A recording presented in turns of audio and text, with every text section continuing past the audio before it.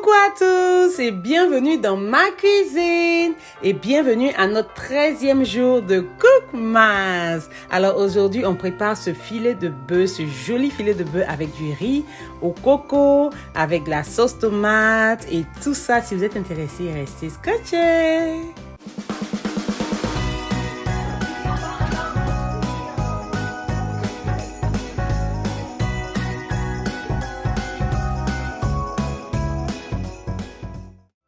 Alors voilà tout ce dont on aura besoin pour notre viande. Si vous êtes intéressé, la liste des ingrédients sera dans la barre de description.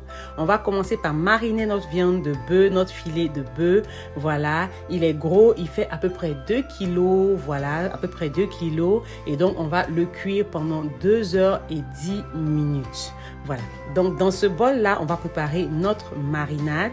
Et pour la marinade, je vais mélanger de la moutarde, de la sauce soja, des épices spéciales bœuf et de l'huile végétale. Voilà, c'est tout ce qu'on va mélanger et on va utiliser ça pour mariner notre viande.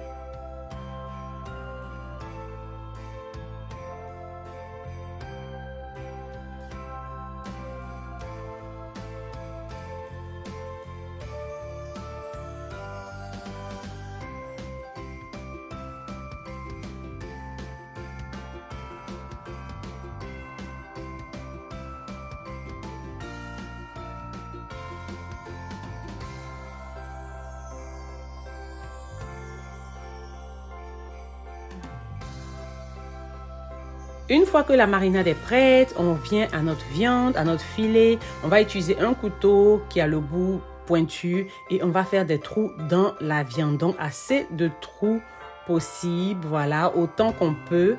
On fait des trous parce qu'on veut que la marinade puisse rentrer dans tous les trous pour bien pénétrer dans la viande. Parce que oui, je suis sûre que vous êtes comme moi. J'aime pas la viande qui n'a pas de goût à l'intérieur.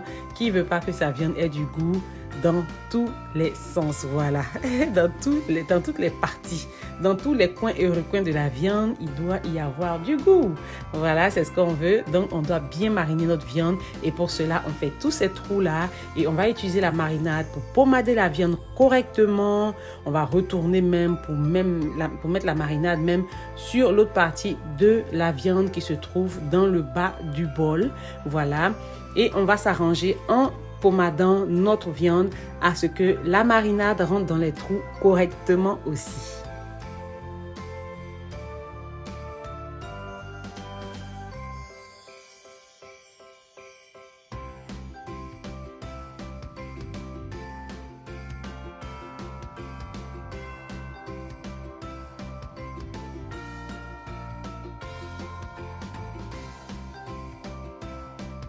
Une fois que ça c'est fait, on récupère nos gousses d'ail. Voilà, donc ici j'ai des gousses d'ail que j'ai découpées en tranches et tout. Et on va mettre des morceaux d'ail dans les trous. Donc tous les trous qui sont là, on va mettre au moins un petit morceau d'ail dans chaque trou. Autant de trous que vous avez, autant d'ail vous devez avoir parce qu'on veut mettre de l'ail partout. Voilà.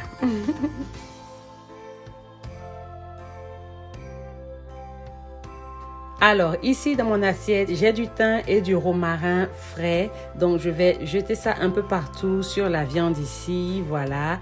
Et aussi j'ai des oignons que j'ai découpés, que je vais jeter aussi par-dessus. Je vais verser ça sur la viande aussi. Et ensuite j'ai des épices ici que j'ai acheté en grande surface, que je vais verser par-dessus. Ce sont des épices un peu épicées, voilà. Un goût de paprika fumé genre, voilà. Un peu épicé aussi, mais c'est facultatif. Si vous n'en avez pas, vous pouvez mettre les épices de votre choix ou ce que vous avez. C'est comme vous voulez, c'est pas une obligation dans cette recette-là. Et une fois que j'ai fini, je vais fermer et laisser ma viande mariner au réfrigérateur pendant au moins 1 heure de temps. Toute la nuit serait l'idéal, voilà, mais au moins 1 heure de temps si possible. Et c'est ce que j'ai fait. Pour moi, j'ai laissé mariner juste 1 heure de temps. Alors voilà à quoi ressemble ma viande qui va aller au réfrigérateur pendant 1 heure et après elle va aller au four. Et une fois que je mets au four, mon four il est à 160 degrés, je vais le cuire pendant 1 heure, fermé avec du papier alu. Et je vais le cuire pendant 1h30 à 160 degrés Celsius. Et pendant 30 minutes à 180 degrés Celsius. Alors ici, je commence mon riz et pour mon riz ici, je rajoute dans ma casserole de l'huile de coco et de l'huile végétale. Donc je fais moitié-moitié, donc moitié huile de coco, moitié huile végétale. Vous pouvez utiliser que de l'huile de coco ou que de l'huile végétale. Tout dépend de vous, mais étant donné que c'est du riz au coco, j'ai utilisé de l'huile de coco, mais j'ai quand même rajouté de l'huile végétale à moitié. Voilà, c'est juste un choix que j'ai fait. Il n'y a pas une raison particulière. Une fois que je fais ça, je rajoute des tranches d'oignon, je rajoute des feuilles de citron vert. Les feuilles de citron vert, franchement, jouent un grand rôle dans cette recette-là. Je rajoute du piment que j'ai découpé. C'est les longs piments comme ça. Ils sont minces et longs comme ça, verts, que j'ai découpé en rondelles, voilà. Et j'ai rajouté ici, vous n'êtes pas obligé de rajouter du piment si vous ne voulez pas. On fait revenir le tout pendant 1 à 2 minutes et là, on rajoute notre riz. Donc, le riz a été lavé et égoutté correctement. Donc, il n'y a pas d'eau parce qu'on veut griller le riz. Voilà, on veut le sauter un peu avant de rajouter le liquide. Donc, on rajoute tout notre riz dedans et on va le griller. On va mélanger à feu fort. Le feu doit être fort et on va mélanger constamment, sinon il va brûler. Donc, mélangez constamment. Vous allez voir un moment qu'il va commencer à sécher. Il va ressembler à quelque chose qui est en train de griller, qui est en train de sauter et tout. Voilà, c'est ce qu'on veut, que le riz, elle est grillé, genre là. C'est ce qu'on veut. Et après ça, donc on va griller pendant 5 minutes, voilà, à feu fort. Et après ça, on rajoute maintenant notre lait de coco fait maison si possible. Sinon, vous pouvez acheter en grande surface, il n'y a pas de souci. Et on va rajouter notre eau aussi.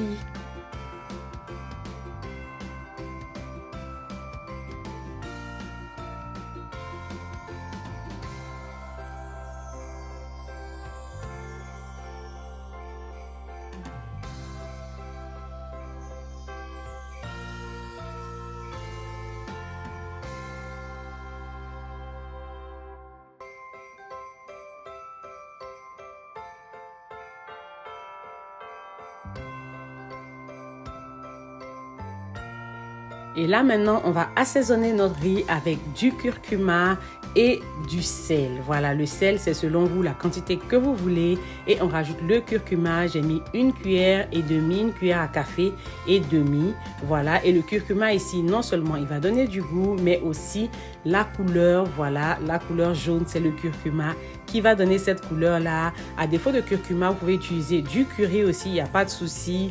De toutes les façons, il y a du curcuma dans le curry. C'est ce qui donne la couleur jaune aussi au curry. Voilà.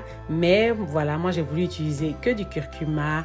Donc, c'est comme vous voulez. Voilà. Et à ce niveau-là, pour moi, le riz n'était pas assez jaune. Donc, j'ai rajouté une demi-cuillère à café de curcuma à mon riz. La liste des ingrédients est dans la barre de description. Si vous êtes intéressé, on va bien mélanger le tout. Et tout ce qu'on va faire, vous voyez qu'il n'y a pas trop d'eau dans le riz ici. Voilà. Il a été sauté. On n'a pas mis trop d'eau. On a mis un peu de lait de coco et là maintenant, on va fermer avec du papier parchemin ou du papier cuisson. C'est comme vous voulez et on va fermer, on va mettre le couvercle de la casserole par-dessus et on va laisser cuire à feu doux jusqu'à ce que le riz soit cuit. Donc, c'est la vapeur qui va bien cuire le riz parce qu'on n'a pas mis beaucoup d'eau. Et ça, c'est pour obtenir un riz bien détaché. En tout cas, si vous aimez le riz collé, ça, c'est pas pour vous parce que ça va vous donner un riz bien détaché, un joli riz en tout cas. Alors, pendant que notre riz est en train de cuire, ici dans ma poêle, j'ai de la pomme de terre pré-cuite, j'ai des carottes qui ne sont pas cuites, j'ai de l'ail et j'ai du thym frais et j'ai du beurre. Voilà. Et là, je rajoute les épices que j'avais rajoutées par-dessus ma viande là. Voilà, les épices que je rajoutais sur ma viande, j'ai dit que c'est facultatif. C'est les mêmes épices que je rajoute ici. Donc, si vous n'en avez pas, vous pouvez que rajouter du poivre noir, un peu de sel ou des épices de votre choix. C'est comme vous voulez. Et je vais faire sauter ça à la poêle. Vous pouvez faire pareil et mettre au four pour cuire ça, rôtir ça au four. Voilà, c'est comme vous voulez. Mais mon four, ma viande était dedans en train de cuire tranquillement. Je ne voulais pas la déranger. déranger. Voilà, donc j'ai préféré sauter mes légumes à la poêle. Voilà, et c'était super bon, c'était parfait. Voilà, une fois que ça c'est prêt, c'est fini. On va passer à la sauce tomate.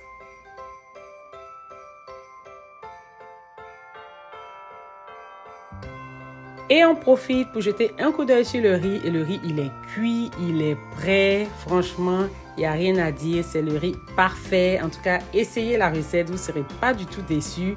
Vos invités ou votre famille ne sera pas déçus du tout, du tout, du tout. C'est la perfection.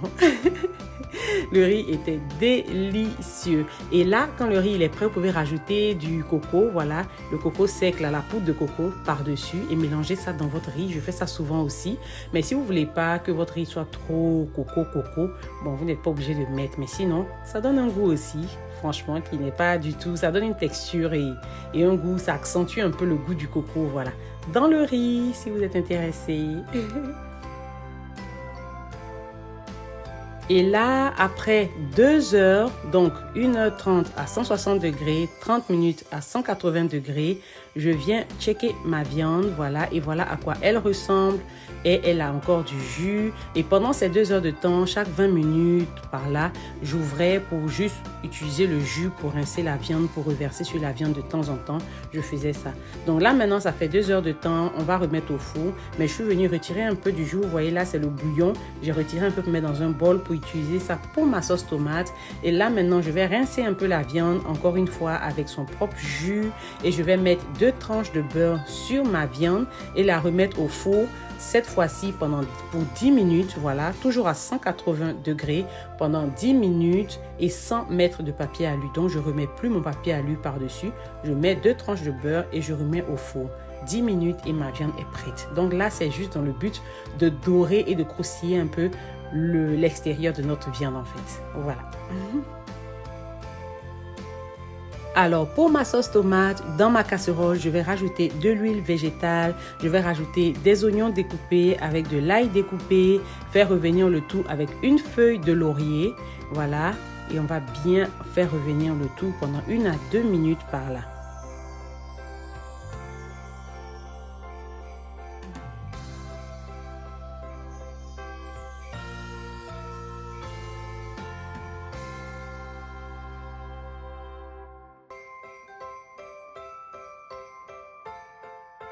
Une fois que mon oignon est devenu un peu doré, genre, voilà, un peu caramélisé et tout, je vais renverser mes poivrons verts, voilà, mes poivrons verts que j'ai découpés dedans.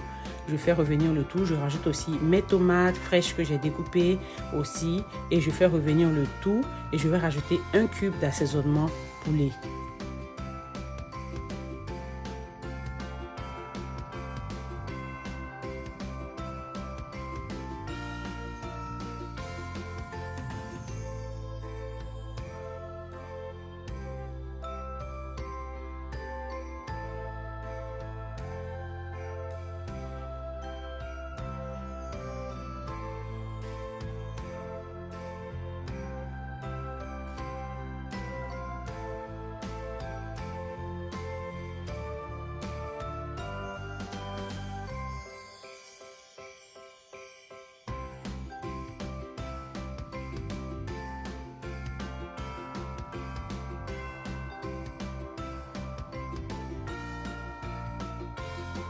Alors, si vous ne consommez pas de cubes, vous pouvez rajouter que du sel ou même rien du tout. Parce que là, maintenant, on va rajouter le bouillon qu'on a obtenu de la viande, du filet de bœuf.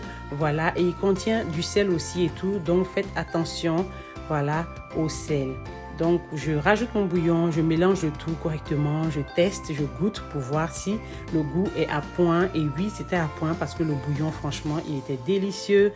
Et une fois que ça, c'est prêt, je ferme et je laisse cuire à feu moyen pendant à peu près 10 à 15 minutes. Et après, je vais revenir enlever le couvercle et laisser mijoter pendant 5 minutes sans fermer. Et ma sauce est prête et mon plat est prêt. Il est l'heure de passer à table. Merci beaucoup à vous d'avoir regardé ma vidéo. J'espère que vous avez aimé. J'espère que vous allez surprendre votre famille ou vous inviter avec ce menu-là. Voilà. N'oubliez pas de souscrire à ma chaîne si vous ne l'avez pas encore fait. N'oubliez pas de liker la vidéo, partager, commenter. Et on se dit à la prochaine pour une nouvelle vidéo. Ma viande était bien cuite. J'aime pas les viandes à moitié cuites ou un peu rosées. Non, c'est pas moi. Moi, j'aime ma viande cuite super bien et c'est ce que j'ai fait. Donc faites cuire votre viande selon vos goûts, voilà. Selon vos goûts, moins ou plus, c'est comme vous voulez, mais moi, pour moi, c'était à point et c'était super. Bye.